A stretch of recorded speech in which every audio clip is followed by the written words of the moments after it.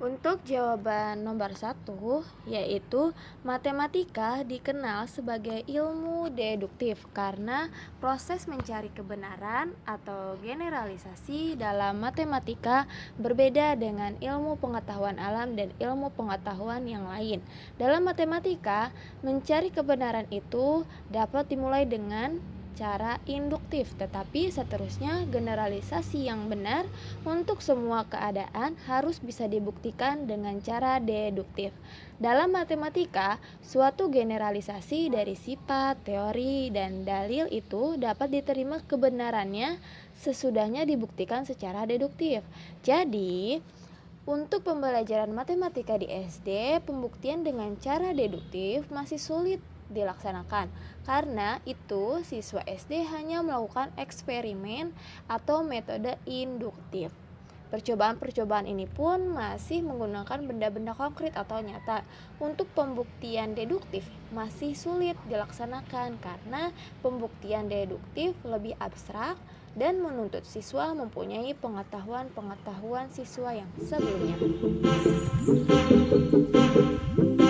Selanjutnya, nomor 2 atau soal nomor 2 jawabannya adalah perbedaan CTL atau Contextual Teaching Learning dengan RME atau Realistic Mathematics Education, yaitu CTL dapat diterapkan dalam berbagai mata pelajaran, sedangkan RME lebih mengkhususkan pada mata pelajaran matematika. Perbedaan lainnya antara implementasi CTL dan RME dalam matematika adalah pemberian soal realistik. Jadi dalam model pembelajaran RME diberikan sebelum materi, sedangkan model pembelajaran CTL dapat diberikan sebelum atau sesudah materi. Selanjutnya ke jawaban soal nomor 3. Keunggulan dari Contextual Teaching and Learning atau CTL ini, yang pertama pembelajaran lebih menyenangkan dan tidak membosankan. Lalu siswa dapat berpikir kritis dan kreatif dalam mengumpulkan data, memahami suatu isu, dan memecahkan masalah. Dan guru dapat lebih kreatif. Lalu membantu siswa bekerja dengan efektif dalam kelompok. Yang terakhir, pemilihan informasi berdasarkan kebutuhan siswa tidak ditentukan oleh guru. Selanjutnya, keunggulan dari Realistic Mathematics Education atau RME. Yang pertama, melatih siswa untuk terbiasa berpikir dan mengemukakan pendapat. Yang kedua, siswa merasa dihargai dan semakin terbuka karena setiap belajar siswa ada nilainya.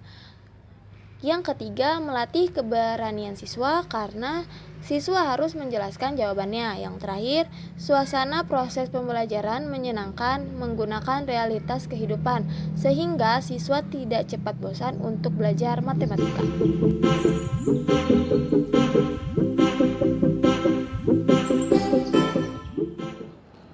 Assalamualaikum warahmatullahi wabarakatuh. Bagaimana kabar kalian hari ini anak-anak kelas 5? Semoga kabar kalian hari ini sehat-sehat ya. Oke, sebelum kita memulai pembelajaran hari ini, alangkah baiknya kita berdoa dulu. Dipimpin oleh KM ya. Raditu billahi robba wa bil islami dina wa bi muhammadin nabiyya wa rasula rabbi zidni ilman warzuqni fahman. Alhamdulillah. Oke, sebelum kita ke materi hari ini, Ibu mau tanya dulu. Materi sebelumnya, yang kemarin tentang apa? Tentang bangun datar. Masih ada yang ingat sifat-sifat bangun datar? Coba, apa itu sifat-sifat dari persegi? Ya, persegi memiliki 4 titik sudut dan 4 sisi yang sama panjang. Lalu persegi panjang, apa sifat-sifatnya? 4 titik sudut, 2 sisi sama panjang, dan semua sudut-sudutnya adalah siku-siku, betul. Selanjutnya, sifat dari bangun datar segitiga. Ada yang tahu? Oke, Segitiga memiliki sifat-sifat dua sisi yang sama panjang dan 3 titik sudut. Selanjutnya, Ibu akan menjelaskan tentang indikator dan tujuan pembelajaran hari ini. Indikatornya antara lain yang pertama, siswa menyebutkan jenis-jenis bangun ruang, yang kedua mengidentifikasikan sifat-sifat bangun ruang, yang ketiga menyebutkan contoh-contoh benda bangun ruang di lingkungan sekitar. Lalu ada tujuan pembelajaran. Yang pertama, setelah mendengarkan guru dan bertanya jawab, siswa dapat menyebutkan jenis-jenis bangun ruang dengan benar. Yang kedua, setelah berdiskusi, siswa dapat mengidentifikasikan sifat-sifat bangun ruang dengan benar. Yang ketiga, setelah bertanya jawab, siswa dapat menyebutkan contoh-contoh benda bentuk bangun ruang di lingkungan sekitar dengan benar. Nah, coba sekarang kalian perhatikan ruang yang sedang kalian tempati. Ruang yang sedang kalian tempati saat ini adalah termasuk ke dalam bangun ruang. Nah, Ibu akan menampilkan kerangka dari bangun ruang kubus. Bisa kalian perhatikan di sini ada bangun datar apa? Bangun datar persegi. Nah, persegi ini ada beberapa persegi ya di sini.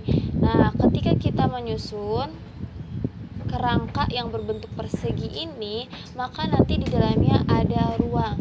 Jadi, pengertian dari bangun ruang adalah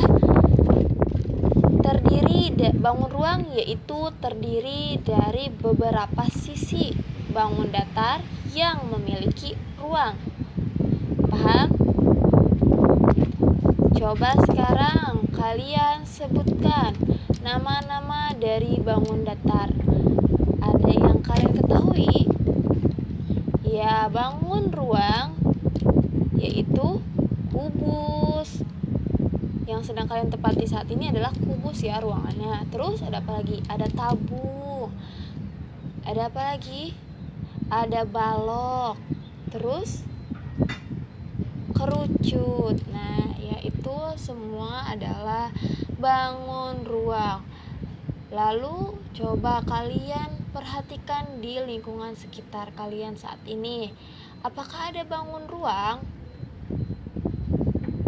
Lemari bentuknya balok. Lalu tempat minum termasuk bentuk ruang apa? Tabung. Nah, sekarang Ibu akan menjelaskan tentang bangun ruang kubus. Bangun ruang kubus, kalian perhatikan di sini ada gambar kubus ya. Nah, bangun ruang kubus ini ada 12 rusuk. Coba kita hitung sama-sama. A, B, C, D, A, B, F, C, G, D, F, G, H, E. Jadi ada berapa rusuk? 12. Rusuk itu yang tadi berdiri itu ya, A, B, C, D, dan seterusnya. Lalu ada berapa titik sudut? Kita hitung sama-sama. Sisi titik sudut A, titik sudut B, titik sudut C, titik sudut D, E, F, G, H. Ada berapa? Ada 8. Nah, kubus memiliki 6 sisi. 6 sisi yaitu atas, bawah, kanan, kiri, depan, belakang. Ada 6 sisi. Lanjut kita ke balok. Balok ada 12 rusuk, sama ya kayak kubus. Kita hitung bareng-bareng. A, B, C, D, A, E, D, H, B, F, C, G, E, F, G, H, E. Ada 12 ya. Lanjut, titik sudutnya ada berapa? Ada 8. Titik sudut A, titik sudut B, C, D, E, F, G, H. Sisinya ada berapa? Ada 6. Atas, bawah, kanan, kiri, depan belakang. Selanjutnya kita akan membahas kerucut. Nah, apa sifat-sifat dari kerucut? Kerucut ini memiliki sisi lengkung. Sisi lengkung yang sebagai selimut ya, bisa dilihat di gambar sini. Lalu alasnya yang berbentuk lingkaran, memiliki titik puncak dan mempunyai tinggi. Selanjutnya ada tabung. Tabung, alas dan atapnya berbentuk lingkaran dan sisi lengkung yang sebagai selimut, lalu tidak memiliki titik sudut. Selanjutnya kita ke limas. Limas segitiga. Limas segitiga memiliki 6 rusuk. Kita hitung sama-sama. A, B, B, C, C, A, B, D, C, D, A, D. Memiliki 4 sisi, memiliki 4 titik sudut, titik A, B, C, D, dan alasnya yang berbentuk segitiga. Selanjutnya, limas segi 4. Limas segi 4 ada 8 rusuk, yaitu A, B, B, C, C, D, D, A, E, B, E, C, E, dan D, E. Memiliki 5 sisi, memiliki 5 titik sudut. Titik sudut A, B, C, D, E, dan alasnya yang berbentuk persegi 4. Coba selanjutnya kalian membentuk kelompok 2 orang ya, dan kalian identifikasikan sifat-sifat bangun ruang dari lingkungan sekitar aja, benda-benda di dekat kalian aja. Coba ya, bisa? Pasti bisa dong. Oke, kita coba ya di kelompok 1. Sudah? Oke, sudah. Oke, coba kelompok 1 kalian mengidentifikasikan bangun ruang apa? Bentuknya apa? Tempat minum. Tempat minum berbentuk apa sih? Tabung, betul. Coba sifat-sifatnya apa aja tabung? Alas dan atapnya berbentuk lingkaran, tidak memiliki titik sudut, dan sisi yang lengkung. Oke, lanjut kita ke kelompok 2. Coba ibu mau tahu bentuk yang kalian identifikasikan apa? Oh, kalian ingat lemari yang di rumah. Oke, lemari. Lemari bentuknya apa? Bangun ruang apa itu lemari? Balok. Sifat-sifat dari balok masih ingat? Mempunyai 12 rusuk, 8 titik sudut, dan 6 sisi. Oke, sudah bisa berarti semuanya. Ada yang masih belum paham? Nah, ada yang nanya nih, kenapa limas ada yang berbentuk segitiga, ada yang berbentuk segi 4? Baik, ibu akan menjawab ya.